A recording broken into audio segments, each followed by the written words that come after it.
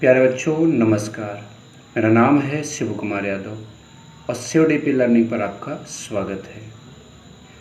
अगर आप क्लास 12 में हैं और आप हिंदी मीडियम से साइंस की पढ़ाई करते हैं तो केमिस्ट्री अगर आपको प्रॉब्लम डालती है तो आप हमारे चैनल से जुड़िए।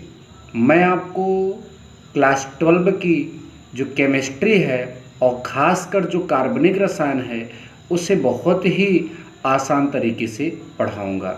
आप खुद जुड़िए हमारे चैनल से और बच्चों को भी हमारे चैनल पर जोड़िए। ठीक, हम कक्षा 12 की जो ऑर्गेनिक केमिस्ट्री है बच्चों, ऑर्गेनिक केमिस्ट्री का मतलब होता है कार्बनिक रसायन। इस कार्बनिक रसायन को स्टार्ट करें, इसका पहला चैप्टर स्टार्ट करें उससे पहले हमें ऑर्गेनिक केमिस्ट्री की कुछ बेसिक बातों को जानना बेहद ज़रूरी होगा। बिना उन्हें जाने हम ऑर्गेनिक केमिस्ट्री में आगे नहीं बढ़ सकते। तो देखिए, हमने यहाँ पर एक हेडिंग लगाया है, बेसिक ऑर्गेनिक केमिस्ट्री क्लास 12। मतलब क्लास 12 की ऑर्गेनिक केमिस्ट्री का हम बेसिक यहाँ पर आज के वीडियो में समझाएंगे। इसके बाद भी जो वीडियोस बनेंगे कम से कम 4, 5, 6 वीडियोस ऐसे होंगे जो आपको कक्षा 12 की ऑर्गेनिक केमिस्ट्री समझने के लिए हेल्पफुल होंगे। तो पहले मैं आपको वो सारी चीज़ें बताऊंगा, तब मैं कक्षा 12 के ऑर्गेनिक केमिस्ट्री का पहला चैप्टर स्टार्ट करूंगा। ठीक, तो आज मैं आपको इस बेसिक ऑर्गेनिक केमिस्ट्री क्लास 12 में क्या पढ़ाने वाला हूँ। तो ज़रा आप देखिए, यहाँ आज कुछ आपको खास नहीं पढ़ाया जाएगा, लेकिन बहुत महत्वपूर्ण बातें बताई जाएंगी जो कि आपको पूरे ऑर्गेनिक केमिस्ट्री में याद रखनी होंगी, और याद रखेंगे तो आपको कोई प्रॉब्लम नहीं होगी। ठीक, तो देखिए यहाँ हमने एक हेडिंग डाला है कार्बन। ठीक, अब जो कार्बन से संबंधित हमें कौन कौन सी जानकारी हमेशा याद रखनी चाहिए। तो आप एक बात तो जानते हैं, कार्बन एक एलिमेंट है, कार्बन एक तत्व है। अब इस तत्व में कौन कौन सी ऐसी जानकारियां होती हैं जिन्हें हमें ऑर्गेनिक केमिस्ट्री अर्थात कार्बनिक रसायन पढ़ने के लिए जानना बेहद ज़रूरी है। तो सबसे पहले यहाँ पर इनके लिए तीन बातें यहाँ दिख रही हैं, परमाणु क्रमांक, परमाणु भार और संकेत। तो प्यारे बच्चों, कार्बन का परमाणु क्रमांक 6 होता है, परमाणु भार 12 होता है और इसका संकेत जो है वो आपका C होता है। ठीक, आप इनको याद भी करते चलें, परमाणु क्रमांक 6, परमाणु भार 12 और संकेत C होता है। ठीक, अब दूसरे तरह की जो बात आ रही है वो इलेक्ट्रॉनों की संख्या, प्रोटॉनों की संख्या, न्यूट्रॉनों की संख्या। तो एक अमेजिंग और एक इंटरेस्टिंग बात अगर मैं आपको बताऊं, ये तीनों संख्याएं इक्वल होती हैं और इन तीनों का मान 6 होता है। इलेक्ट्रॉनों की संख्या 6, प्रोटॉनों की संख्या 6 और न्यूट्रॉनों की संख्या आल्सो 6 होती है। तो ये हमारा दूसरा पार्ट हो गया। ठीक, तीसरे पार्ट में हमने कौन सी जानकारी यहाँ पर लिखी है, ज़रा ध्यान दीजिए।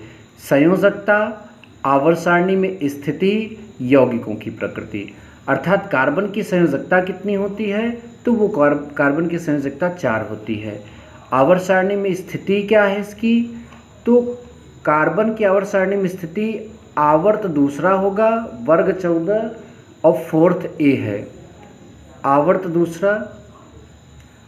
दूसरा वर्ग 14 और 4th A, मतलब आवर्त सारणी में कार्बन जो है दूसरे आवर्त में पाया जाता है और वर्ग में 14वां वर्ग इसका है, और 14वें वर्ग को 6th A नाम से जानते हैं, 4th A नाम से जानते हैं। तो ये बात बहुत इंटरेस्टिंग है, इससे हम काफ़ी चीज़ों को आगे सॉल्व करेंगे, इसलिए ये बात ज़रूर याद रखना। ठीक, यौगिकों की प्रकृति यहाँ कैसी होती है, सहसंयोजक। ठीक, तो मैं जितना भी बताया इसको एक बार फिर से एक बार नज़र डाल देता हूँ।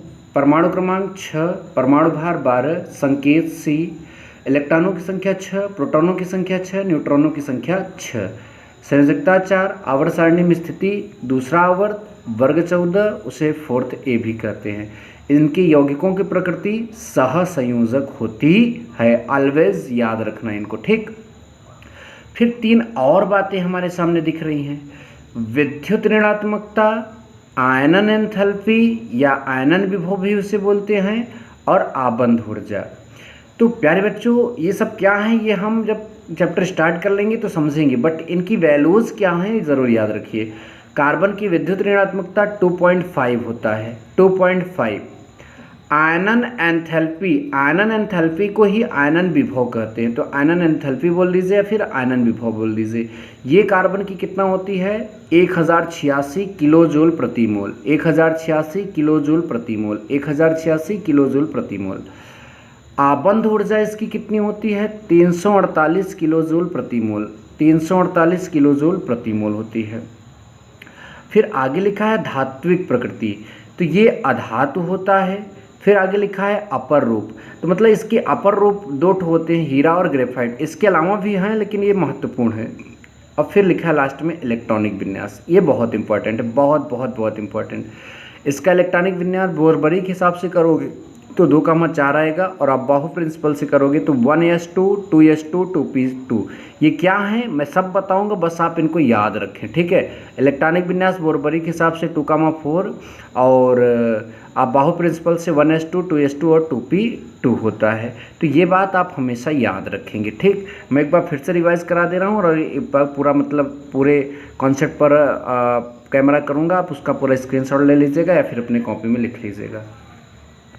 देखिए, कार्बन का परमाणु क्रमांक 6, परमाणु भार 12, संकेत C, इलेक्ट्रॉनों की संख्या 6, प्रोटॉनों की संख्या 6, न्यूट्रॉनों की संख्या 6, संयोजकता 4, आवर्त सारणी में स्थिति आवर्त दूसरा, वर्ग 14, फोर्थ A, और यौगिकों की प्रकृति सहसंयोजक, विद्युत ऋणात्मकता 2.5, आयनन एंथैल्पी आयनन विभव 1086 किलो जूल प्रति मोल, आबंध ऊर्जा 348 किलो जूल प्रति मोल, और धात्विक प्रकृति कैसी होती है अधातु होता है ये। अपर रूप इसका हीरा और ग्रेफाइट, इसके अलावा भी है।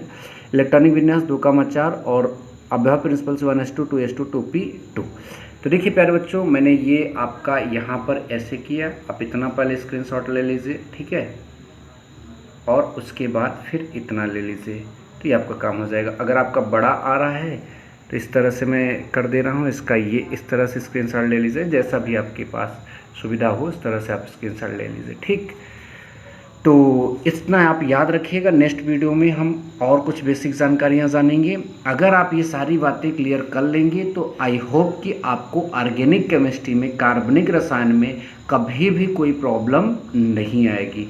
आप खुद जुड़िए CUDP लर्निंग चैनल से। CUDP लर्निंग चैनल आपके 12वीं की परीक्षा की अच्छी से तैयारी कराएगा, और आप अपने और साथियों को भी CUDP लर्निंग पर लाइए, ठीक है।